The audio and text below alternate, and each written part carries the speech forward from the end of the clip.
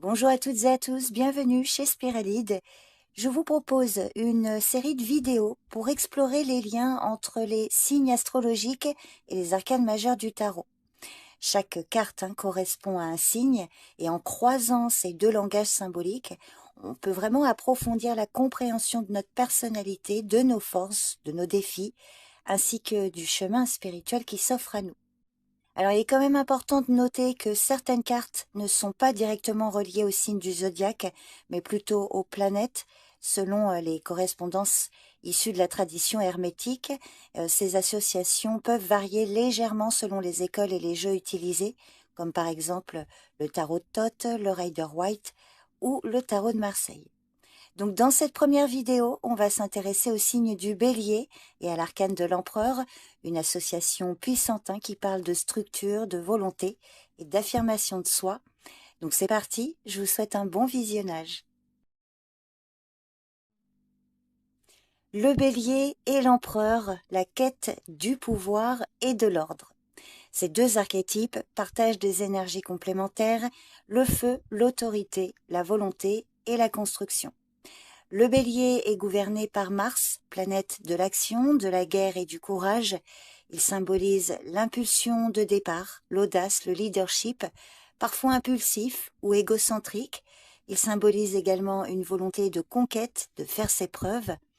L'arcane de l'empereur représente le pouvoir établi, la stabilité, la sécurité, l'ordre, la logique, le contrôle, mais aussi le père, le constructeur, le législateur. La combinaison du Bélier et de l'Empereur dessine un leader né, une personne magnétique, résolument volontaire et déterminée à prendre les rênes de sa vie. Elle ne se contente pas d'attendre que les choses se fassent, elle les provoque et façonne son destin avec une énergie inépuisable.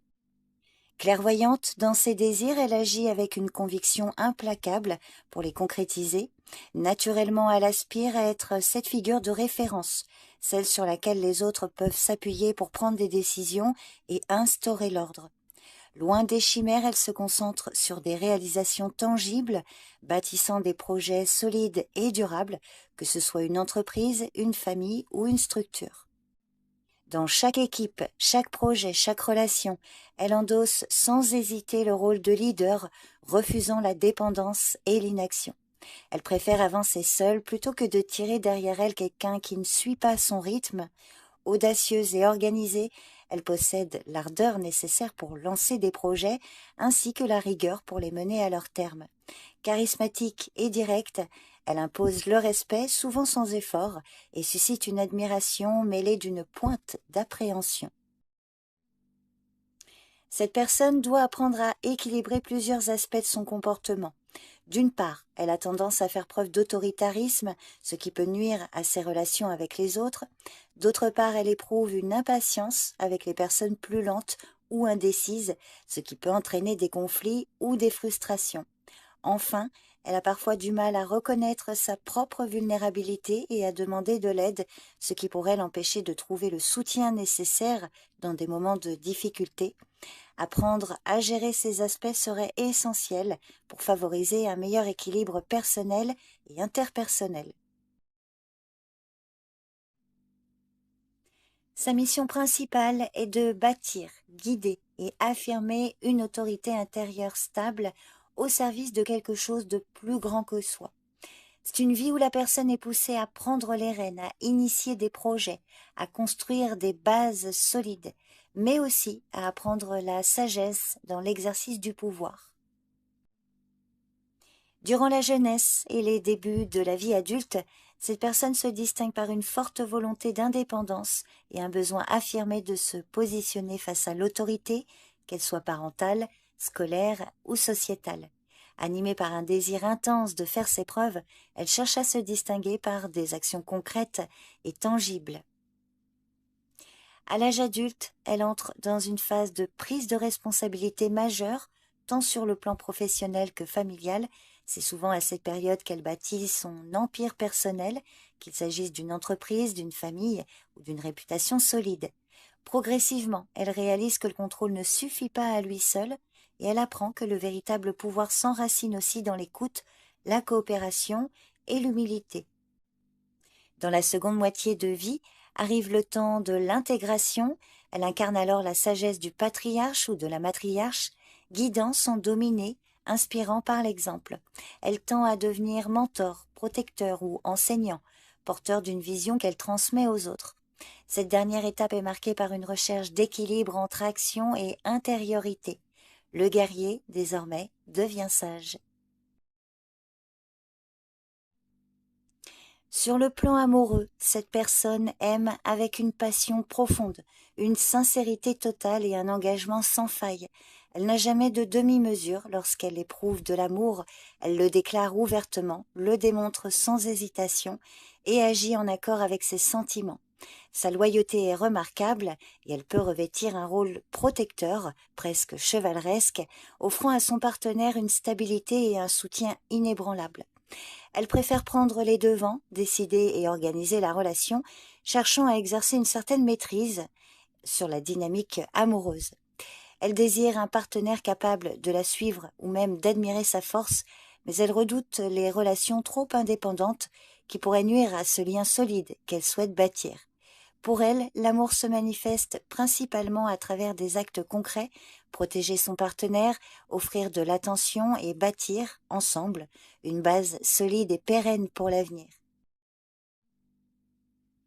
Les risques et déséquilibres associés à une personne du signe du Bélier résident principalement dans sa tendance à être dominante, voire possessive. L'empereur, dans son désir de tout maîtriser, peut parfois adopter une attitude étouffante, voulant gérer chaque aspect de la relation. De plus, c'est une personne qui manque souvent de patience émotionnelle, qui a des difficultés à gérer les besoins affectifs subtils ou à appréhender les zones de vulnérabilité de l'autre. Enfin, bien qu'elle cherche à bien faire pour l'autre, cette personne a tendance à agir selon ses propres critères, sans toujours prêter attention aux véritables désirs et besoins de son partenaire. Cela peut entraîner des malentendus ou un déséquilibre dans la relation. En amour, cette personne recherche un partenaire loyal, capable d'admirer sa force tout en étant suffisamment solide pour lui tenir tête, mais toujours dans le respect mutuel. Elle désire une relation fondée sur la fiabilité, la sincérité, sans jeu ni ambiguïté, où la transparence et l'honnêteté sont essentielles. Plus encore, elle cherche à se sentir utile et importante au sein de la relation en jouant un rôle actif et constructif, contribuant ainsi à bâtir un lien solide et équilibré. Cette personne doit apprendre à partager le pouvoir affectif, à écouter avec le cœur autant qu'avec la tête. L'empereur Bélier doit comprendre que le contrôle ne crée pas l'amour. Dans la vie familiale, la combinaison Bélier-Empereur donne une figure forte, structurante et profondément impliquée, mais qui peut parfois devenir autoritaire ou rigide si elle ne parvient pas à relâcher un peu le contrôle. Cette personne se considère naturellement comme le pilier de la famille, assumant le rôle de chef, de protecteur du foyer. Elle souhaite offrir sécurité, cadre, discipline et force à ceux qu'elle aime et prend ses responsabilités très au sérieux, cherchant à être respectée pour son rôle. Elle a souvent une vision à long terme pour sa famille, désireuse de transmettre des valeurs, des biens, un nom ou un projet qui perdurera. Très organisée, elle aime structurer la vie quotidienne et prendre en main l'éducation des enfants, parfois jusqu'à être trop présente. Elle pousse ses proches à se dépasser, à être forts, autonomes, disciplinés. Dans la relation parent-enfant, c'est un parent extrêmement impliqué, souvent exigeant, mais aussi très fier de ses proches. Il souhaite transmettre des principes de discipline, d'effort et de force de caractère, bien qu'il puisse avoir des difficultés à gérer les enfants plus sensibles ou rebelles, en raison de sa tendance à imposer ses volontés plutôt qu'à écouter leurs besoins. Les principaux pièges à éviter pour cette personne concernent avant tout une certaine rigidité émotionnelle. Elle peut éprouver des difficultés à exprimer sa tendresse ou à accepter la vulnérabilité, que ce soit la sienne ou celle des autres. Ce manque de souplesse affective peut créer des distances au sein de ses relations. De plus, son besoin de contrôle peut devenir excessif, l'amenant à projeter ses propres attentes sur ses enfants, ou son ou sa partenaire, au risque d'étouffer leur individualité. Enfin, elle doit veiller à ne pas laisser la colère ou l'impatience prendre le dessus lorsque les choses ne se déroulent pas comme elle le souhaite, car ces réactions peuvent nuire à l'harmonie relationnelle et familiale. Le conseil ici est d'intégrer plus de souplesse, de douceur et de communication émotionnelle dans les relations, apprendre que l'autorité la plus forte est celle qui se fait dans l'amour et l'écoute, pas dans la domination. Pour résumer, le bélier empereur en famille est le pilier structurant et protecteur, parfois un peu carré, mais animé par une intention sincère de stabilité et de transmission. Il peut créer un foyer fort, mais il a besoin de cultiver l'empathie pour que ce foyer soit aussi chaleureux.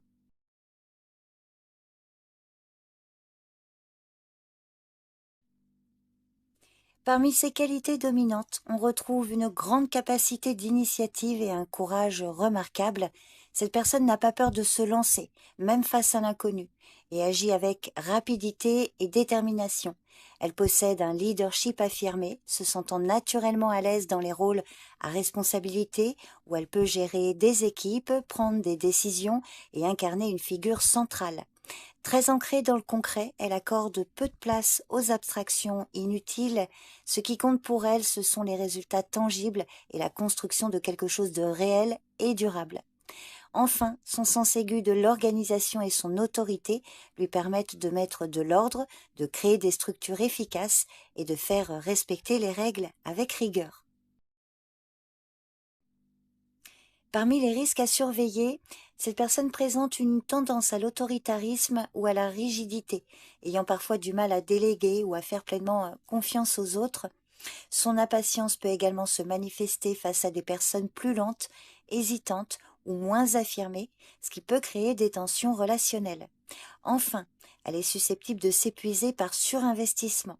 En se mettant une pression constante pour réussir et atteindre ses objectifs, elle risque de négliger ses propres besoins, son repos et son équilibre personnel au détriment de sa santé physique et mentale.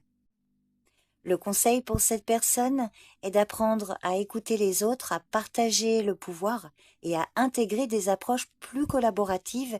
Le vrai leadership, c'est aussi savoir faire grandir son équipe et pas seulement la diriger.